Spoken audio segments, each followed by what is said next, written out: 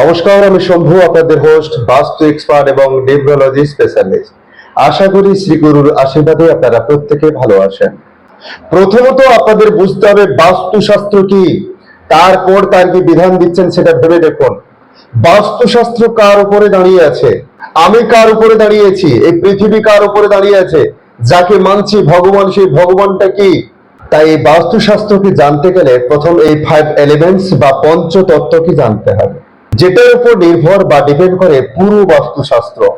এই পঞ্চতত্ত্বকে যে জানে না বা বোঝে না, সে বাস্তুশাস্ত্র কিচ্ছু জানে না। তার দ্বারা বাস্তুতে কোনো কিছু হবে না, সে বাস্তুর কোনো কিছু করতে পারবে না। এটা আপনাদের লিখে দিলাম। যে কোনো প্রাণ সঞ্চার করতে গেলে যেমন পঞ্চতত্ত্বের বা 5 এলিমেন্টস এর প্রয়োজন রয়েছে, তেমনই ধরাধাম পৃথিবীতে যে কোনো বস্তু, যে কোনো জগৎ, তা কিন্তু এই 5 এলিমেন্টস এর উপর ডিপেন্ড করে রয়েছে।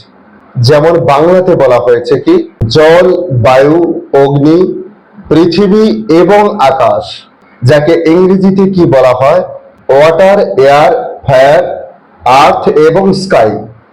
এই 5 এলিমেন্টসকে পঞ্চতত্ত্ব হিসেবে ধরা হয়। এই পঞ্চতত্ত্ব কোথায় নেই? বাস্তুশাস্ত্রে বাস্তু পুরুষকে একটা অন্য মাত্রা দেওয়া হয়, তাকে ভগবানের স্বরূপ পুজো করা হয়। বাড়িতে আপনার যে কোনো পুজো করে, তখন দেখবেন বাস্তু পুরুষকে কিন্তু পুজো করে, তারপর কিন্তু অন্যান্য দেবদেবীকে তার মধ্যে তাকে প্রতিষ্ঠিত করা হয়। কিন্তু এই বাস্তু পুরুষ যে 5 এলিমেন্টস বা পঞ্চতত্ত্বের উপরে রয়েছে, সেটা কিভাবে? এটাই প্রথমে আমাদের বুঝতে হবে। এই বাস্তুশাস্ত্রের সবচেয়ে বড় উপাদান হয়েছে কিন্তু এই 5 এলিমেন্টস বা পঞ্চতত্ত্ব। যেমন আমরা হিন্দুরা কি করি, ভগবানকে মানি। এই ভগবান যে কথাটা, সেটার মধ্যেও কিন্তু এই পঞ্চতত্ত্ব রয়েছে। অর্থাৎ ভগবান যে অক্ষর, বর্ণ বা লেটার দিয়ে তৈরি, তার মধ্যেও কিন্তু এই পঞ্চতত্ত্ব রয়েছে। কিভাবে? ভ, গ, বয় আকার, দন্তেন, অর্থাৎ ভগবান। ভতে কি আসছে? ভতে আসছে ভূমি।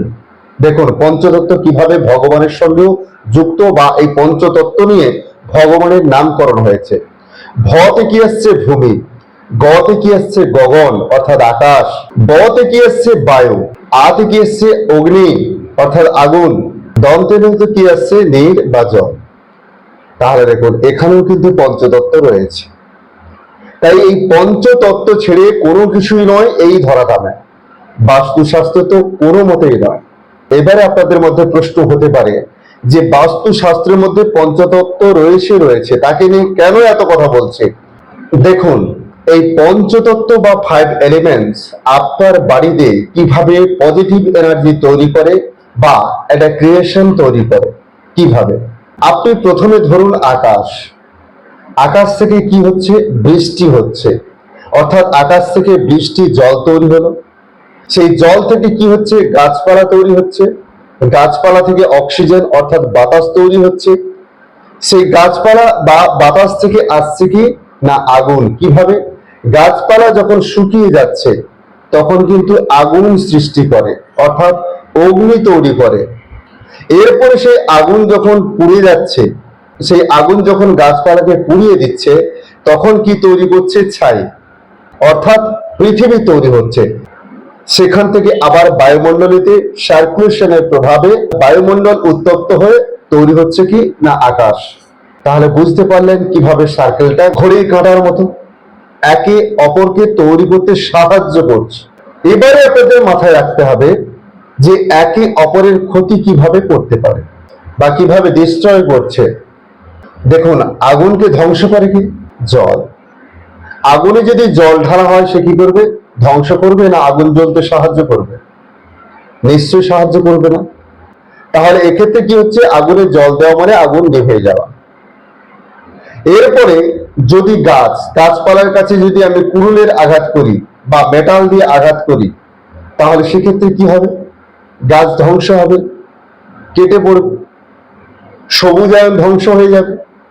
অর্থাৎ গাছপালা আমি তৈরি করার ক্ষেত্রে আমি তাকে ধ্বংস করছি। এভাবেই আপনার বাড়িতে এই 5 এলিমেন্টস অর্থাৎ এই পঞ্চতত্ত্ব বাস্তুর মধ্যেও সার্কেল ওয়াইজ রয়েছে। এবারে আপনি কি করছেন না, আপনার যেখানে অগ্নি থাকার কথা, অর্থাৎ যেখানে আগুন থাকার কথা, সেখানে আপনি কি করছেন, জল ব্যবহার করছেন, অর্থাৎ জল ঢালছেন।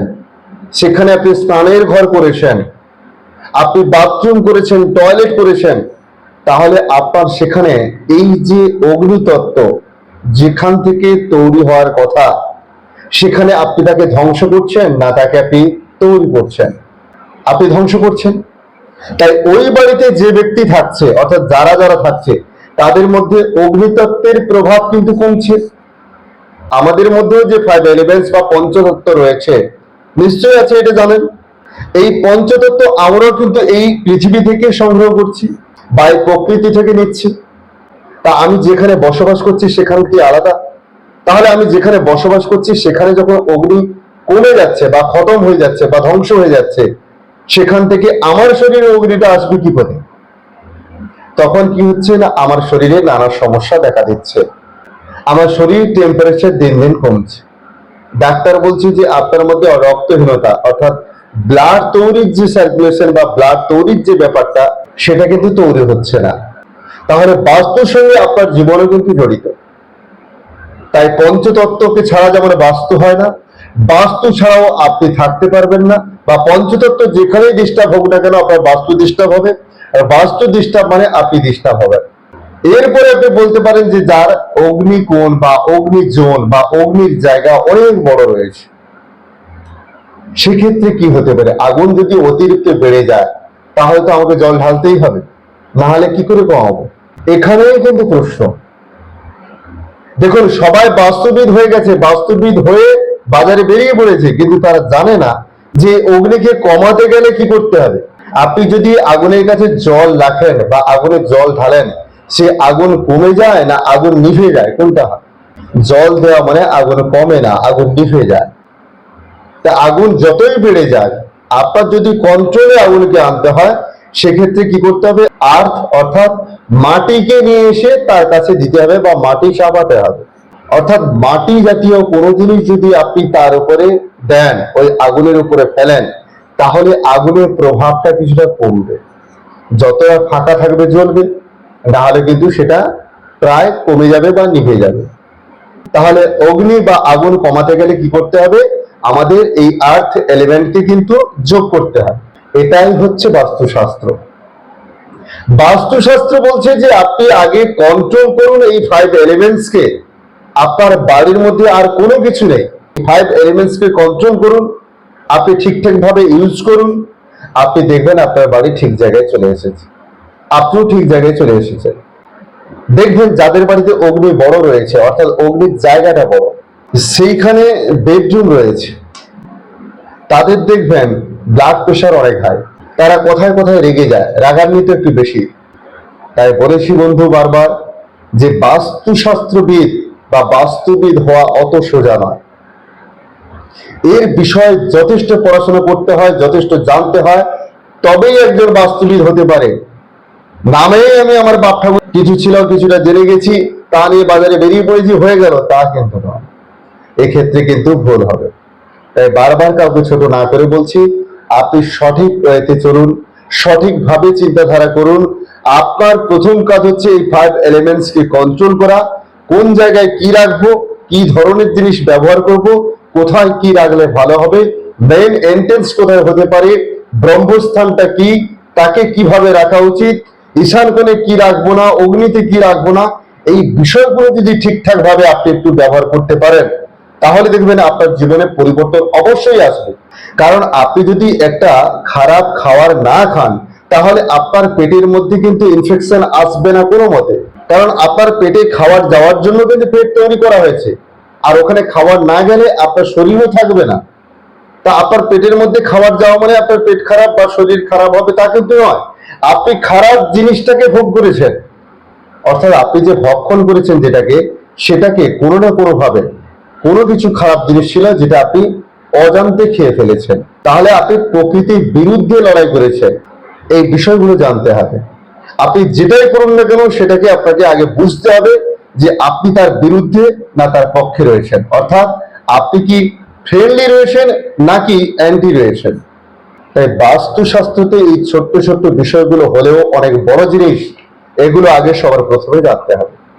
ভালো থাকবেন, আজ এই পর্যন্ত। তবে আবারও বলবো, আপনারা নতুন হলে সাবস্ক্রাইব করুন। সাবস্ক্রাইব করতে কোনো খরচা নাই।